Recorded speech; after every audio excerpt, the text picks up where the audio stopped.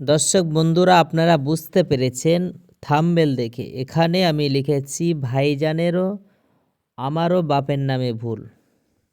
হ্যাঁ, ঠিক, আমি যেটা লিখেছি এটাই ঠিক।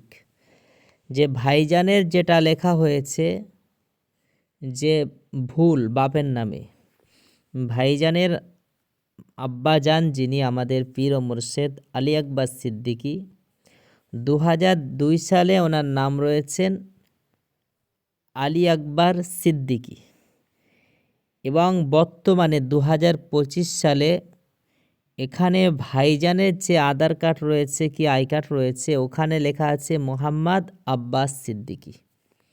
তেমনি আমারও একই কেস। আমার 2025-এ আমার নামে যেটা লেখা রয়েছে আই কার্ডে, আধার কার্ডে, প্যান কার্ডে, সমস্ত আমার ডকুমেন্টসে 2025 সালে লেখা আছে শেখ আব্দুল মাতিন, তার পিতা শেখ মুসা। কিন্তু আমার আব্বাজানের 2002 সালে সেখানে লেখা আছে আব্দুল মুসা শেখ। এবারে প্রত্যেকের বাড়িতে 2টি করে ফর্ম পাঠানো হয়েছে বিওলেদের মাধ্যমে এবং তারা কি বলেছে যে বাপের নাম 2002 সালে যেটা আছে নিচেই সেটাই লিখবে এবং উপরে যেটা আছে যে 2025 সালে তোমার সাথে তোমার বাপের নাম যেটা আছে ওটা লিখবে। ভালো করে বুঝবেন, উপরে যে কলমটা আছে ওখানে বলা হয়েছে 2025 সালে যেটা তোমার নামের নিচেই তোমার পিতার নাম যেটা লাগে আছে ওটাই লিখবে এবং 2002 সালে যেটা আছে সেটাই লিখবে। এইভাবে বলা হয়েছে, তাই সবাই এইভাবে ফর্ম ফিল আপ করেছে, আমিও করেছি।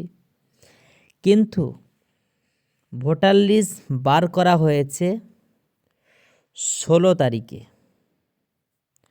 16 তারিখে যে ভোটার লিস্টটা বার করা হয়েছে 16/12/2025, ওখানে দেখা গিয়েছে আমার নাম রয়েছে, পীরজাদা নওশাদ সিদ্দিকী ভাইজানের নাম রয়েছে। কিন্তু তারা ইংরাজিতে লিখেছেন, একটা খাতায় বলুন পৃষ্ঠারে বলুন লিখেছে, লেখার পরে তারা বলেছেন এই নামগুলো বাদ পড়েছে, এদেরকে আবার ফর্ম ফিল আপ করতে হবে পুরোনায়। কেন? যে বাপের নাম 2002 সালে এক রয়েছে, এখানে আরেক রয়েছে। এবারে আপনি কি করবেন? আপনার এবারে কি করতে হবে? আমি যেটা করে এসেছি, আমার প্যান কার্ডে রয়েছে শেখ মুসা, আমার আধার কার্ডে রয়েছে শেখ মুসা, সেটাই আমি দিয়েছি বিওলোদের কাছে, তারা সেখানে আপডেট করে দিয়েছে। এরপরে যখন 2026 সাল পড়বে, যে ভোটার লিস্ট বার হবে, এই লিস্টটা গ্রহণযোগ্য, এই লিস্টটায় কি হবে না হবে সেটাই দেখার। আমরা আমাদের ডকুমেন্ট দিয়ে দিয়েছি এবং 2026 সালে যদি আমাদের নাম চলে আসে কোনো সমস্যা নেই।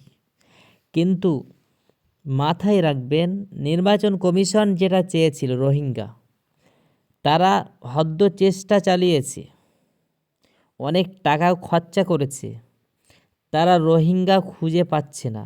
তাই তারা বাপের নামে মিসমাস হয়েছে, তাদেরকেই পুনরায় আবার ভেরিফিকেশন করার জন্য বলছে। তাদের তো কোনো একটা নথি দেখাতে হবে, তারা ঠিক পাচ্ছে না, তাই খুঁটিনাটি যে সমস্যা রয়েছে এগুলো তুলে ধরছে। কিন্তু তাদের মাথায় রাখার দরকার ছিল এটাই, যে একটা ব্যক্তি এতদিন ধরে ভোট দিয়ে আসছে, তাহলে তাদের প্যান কার্ড রয়েছে, আধার কার্ড রয়েছে, খাদ্য সুরক্ষার কার্ড রয়েছে, পাসপোর্ট রয়েছে, বাপের নাম মিসমাস হতেই পারে। আমার ভালো লেগেছে আমি অল্প দিয়েছি, শেখ মুসা দিয়েছি, কারোর ভালো লেগেছে সে আব্দুল মুসা দিয়েছে, আবার কারোর ভালো লেগেছে শেখ আব্দুল মুসা। কিন্তু বর্তমানে আমি যেটা করেছি, আমার বাপের কোর্ট থেকে এপিটুপিট করা আছে যে আব্দুল মুসা শেখ এবং শেখ মুসা দুজন ব্যক্তি একই। আমি কিন্তু ওটা দেইনি, আমি আমার আধার কার্ড প্যান কার্ড দিয়েছি এবং সেখানে আপলোড করা হয়েছে। এখন বর্তমানে কি হবে সেটা 2026 সালে ভোটার লিস্ট বার হওয়া পর্যন্ত অপেক্ষা করতে হবে। এবার মনে রাখবেন, অনেকের এই সমস্যাটা আছে যে এক একটা ডকুমেন্টসে এক একটা নাম। কারোর হয়তো শেখ মাতিন, কারোর হয়তো শেখ আব্দুল মাতিন, কারোর নাম আব্দুল মাতিন শেখ। এবার তাদের উপায় কি হবে?